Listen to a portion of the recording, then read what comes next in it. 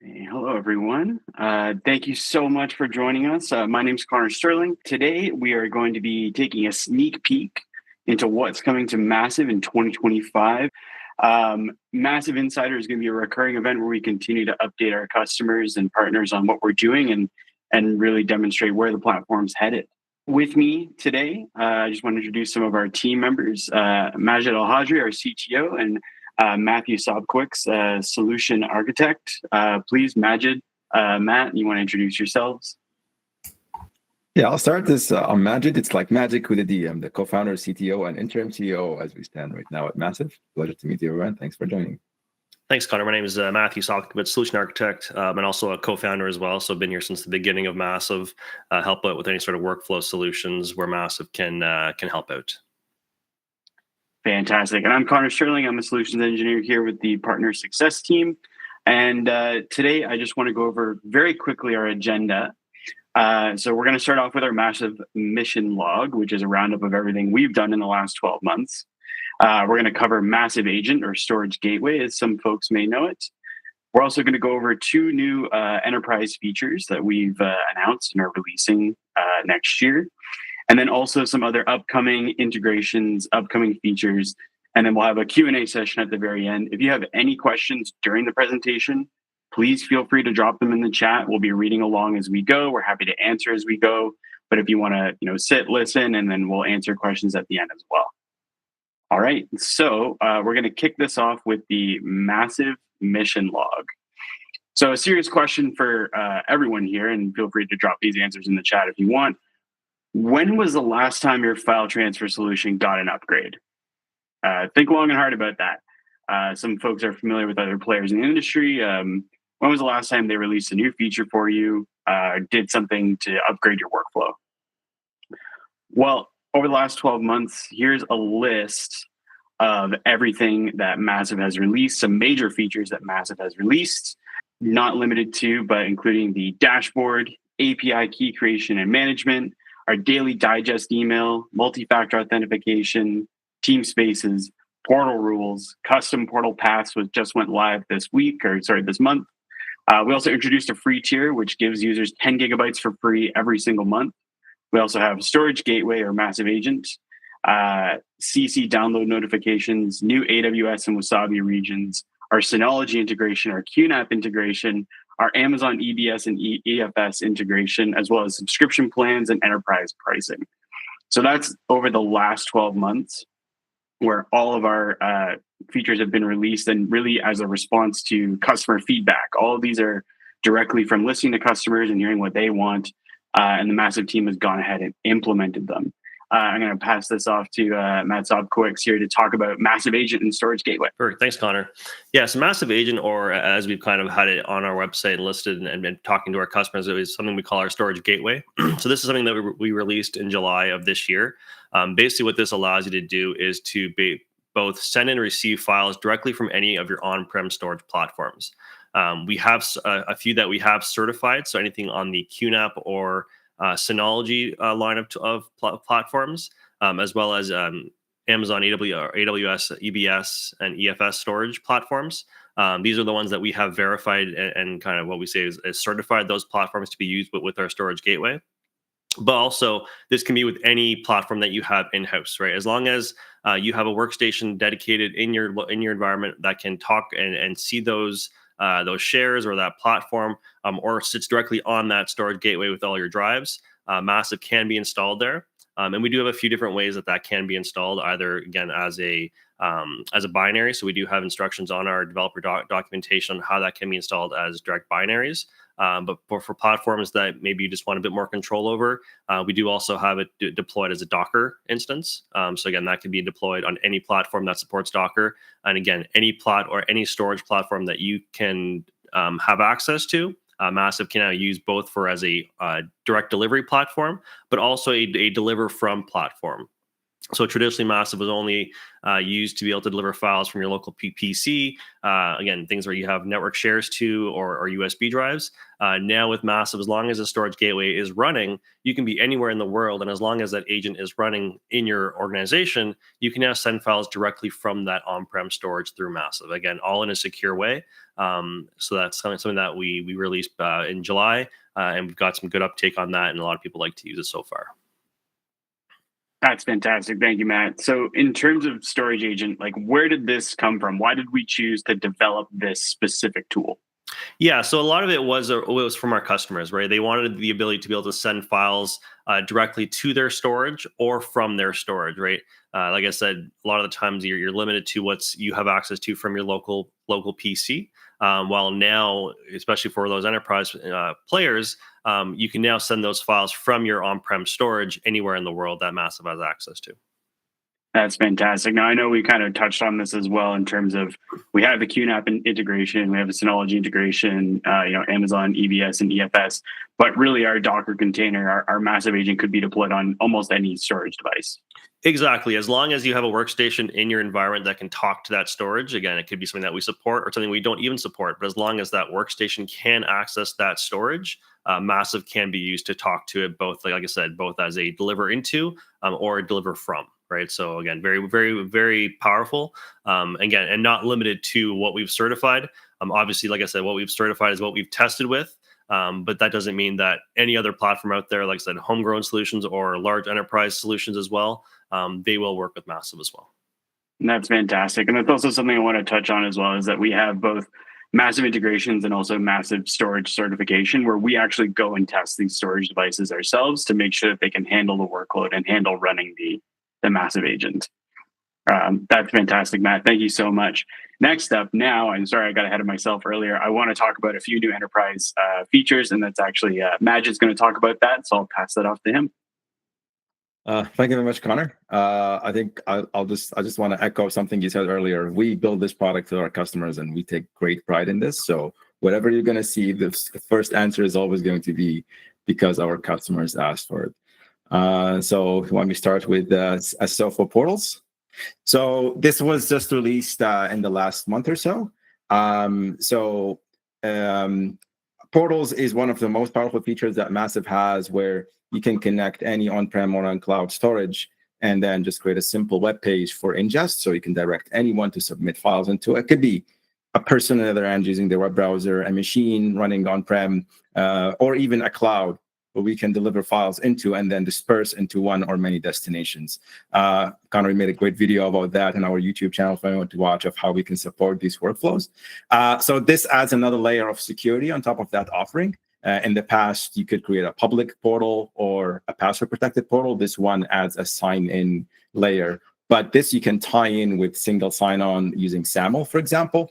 In talking with customers, in observing trends in the industry, where identity needs to be controlled. Every user access has to be managed using some form of federated identity provider, like Okta, like Azure Entra ID.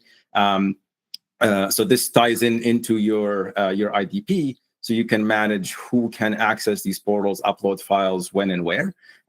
Which means administration is very streamlined. Access for these users, they don't have to remember a new password for every system they access. It's one login that they could use across all of your digital assets, MASV included.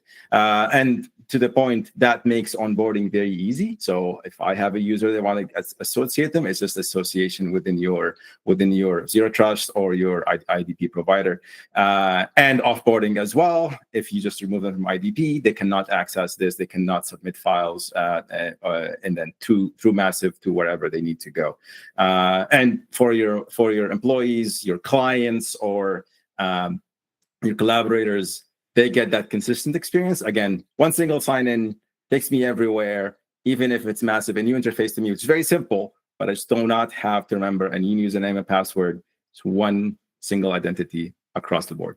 Came from customer requests, right? Absolutely. So customer requests, and then us observing trends in the industry as to where things are going from a security perspective. Identity, Zero Trust is very prominent now in the industry. I was in industry forum with the movie labs last week. And this was one of the key discussion points around how do you manage identities. I do not just want a random Gmail user coming in and uploading to my storage. I need to know who they are. I need to invite them through my Okta, through my Azure or Intra ID, and then get them into one place to submit files. That's fantastic. And we do have some other enterprise features as well. One more that we want to talk about, which is really exciting for us and kind of a big deal, which is real-time deliveries. Yeah, so one of the biggest advantages of MASV is reliability and scale, right? So imagine this, you're using our storage gateway, Sabi was talking about earlier. You're connecting your on-prem storage into MASV, and now people can just deliver files into. What MASV brings to that story is that we create a buffer zone between your storage, your on-prem storage, and where the users are. So if there's an outage, it doesn't propagate, right? They can deliver files, we'll hold on to them until your storage is available. Run out of space, some outage happens further downstream, and you can extend that not just to on-prem storage, but even on cloud storage. Even like if you're on Wasabi, for example, and they have an outage, we stop that propagation from happening further downstream to your clients who are submitting data or footage through MASV. And that also gives you the advantage of we can deliver one-to-many. So a file gets to MASV, we can disperse it to as many destinations as needed. So a frame IO for editorial, and then another copy to Wasabi, say for backup. So that's the advantage of MASV platform as it stands today. One of the challenges with that is that to hop workflow, right? Files get to MASV delivers them to the destination. So there's that perceived or increase in turnaround time for the end-to-end delivery. Obviously, for the first part of that delivery, you can get up to the 10 gigabit per second everywhere in the planet. And this is something we preserve for a long time because that's what gives users who have the pain the best experience. I have the files, I have the pain. So we want to double down on that and keep that and protect it. But build something that is sustainable, reliable, and also fast. So this is what this new feature brings, is that we're delivering as soon as parts of the files are hitting our infrastructure, and we still keep the one-to-many, we still keep the high reliability, we still keep the high availability, and we still keep the high speed. So either end does not feel where the bottleneck is. It's always going to be the slowest link that we're going to saturate no matter where it is. Real-time deliveries, obviously MASV has done, operated the way that it has in the past for a while now. What prompted the change to kind of add this feature? Obviously, lots of customer feedback. We hear a lot about I have tight deadlines where that single hop could really affect my timelines. I need this to be in my S3 stores so I can start encoding before I start distributing it in my OTT. So all of these time-sensitive workflows, every second counts, and we can make it count. That's fantastic, and we're really excited to see this roll out in Q1 of next year. So can we talk a little bit about the rollout in terms of how that's going to roll out? Yeah, so first thing you'll see is rolling this out to specifically AWS S3, so delivery from any endpoint through MASV portal to any AWS S3 destination. And then as the year goes on, we're going to start opening up different other destinations. So AWS S3, any S3 protocol-based storage like Wasabi, and then extending that to also our storage gateway. So any on-prem or in-cloud block-based storage we can deliver directly to. And then we'll start unraveling, recognizing that some destinations do not support chunking. So these we cannot extend to, but for the bulk of cloud-based storage or block-based storage, by the end of the year, we'll cover all of that. That is fantastic. So just to recap, we've had crazy momentum in terms of features released, over 16 new features, a lot of them enterprise focused. We have SSO for portals, and then next year we have real-time deliveries, which we just talked about, coming in Q1 next year. So that's really fantastic. Thank you, Majid. Now, we do want to keep that momentum going. Obviously, it doesn't stop there, right? We have to keep innovating and adding new things and addressing workflow concerns for our customers. So we have some new features and integrations coming soon as well. So currently, like we mentioned previously, we have QNAP, Synology, Amazon EFS, EBS as our storage integration and certifications. In Q1 of next year, we'll be adding Qumulo as a new storage integration and certification. So this will be cloud native Qumulo on AWS. You're going to be able to send and receive files from cloud native Qumulo on AWS. And that's going to be available in Q1 of 2025. So we'll have a lot more to say about that in the new year. But just letting our folks know, that's coming very soon. We also actually have a Mimir integration as well that's coming out. So this slide was made about a week ago when Mimir was a future integration. And within that week, we've actually released it. It's available on massive.io right now. You can integrate Mimir on AWS or your on-prem storage.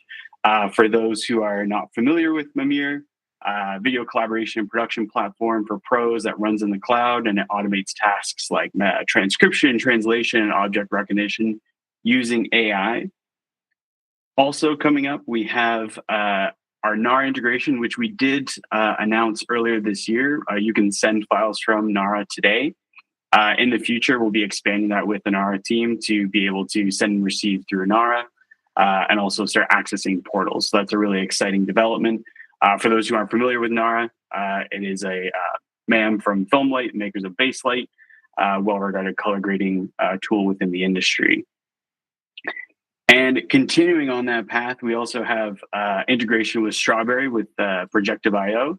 So those who are not familiar with Strawberry, trusted by broadcasters, post houses, sports clubs to streamline their creative workflow, and also works seamlessly across storage systems. So it is storage agnostic. You can actually use Massive and Strawberry today using Massive Agent that we briefly discussed with Matt here. And you can use that to ingest files directly into your Strawberry account. So really exciting integration there. That'll continue and is available right now, and we'll continue to develop that into the new year. And the upcoming feature that I think I'm the most excited about is actually file-based routing. So Majid had mentioned earlier our one-to-many workflows and how that ties into our future real-time deliveries. With file-based routing, we're basically be able to take the extension of a file and then use that as a determining factor as to which storage platform that needs to go to. So for example, if I have camera raw files as well as proxies that were generated in camera, I can send those proxies directly to Frame.io, and I can send those raw files to my S3 storage or my on-prem storage, all through file-based routing and all through a single upload to one portal. So that'll be coming next year as well, and we're really excited about that. Kind of plays off of our newest feature with portals, which was custom paths, which allows you to set up your integrations just once, and then you'll be able to edit the paths on each integration. So this combined with custom paths combined with file-based routing is going to be really powerful for a lot of workflows coming up in the future. So I just want to take a moment to open up the floor for any questions. If you have questions, please drop them in the chat. They can be related to anything that we talked about. They can be related to any massive features that you would like to see. We're always interested in hearing what integrations folks would like to see Massive integrate with, because we've built this for you, right? So yeah, I'll give folks a moment. If you have anything you want to type in the chat, feel free. So Michael has a question here. Massive had a metadata mapping tool. Has that seen any improvements? Yeah, so our metadata mapping tool basically is used on the portals for what we call our custom forms. So that mapping is directly tied to the integration that we do support. So today, for example, we support direct metadata mapping with Frame.io and Iconic. I'm not sure if Mimir had it as well. Imagine, I'm not sure. Yeah. So, yeah, today. Yeah, so any of the metadata that's submitted as part of that form submission would go to those platforms. If the platform doesn't support or doesn't have metadata mapping, we always do include a sidecar file as well. So that sidecar file is that metadata that then can be imported manually through your own process or even just for safekeeping. So the metadata obviously is an important feature. So if there's anything else that you're looking to get out of it, just let us know. Again, that's something we're always expanding.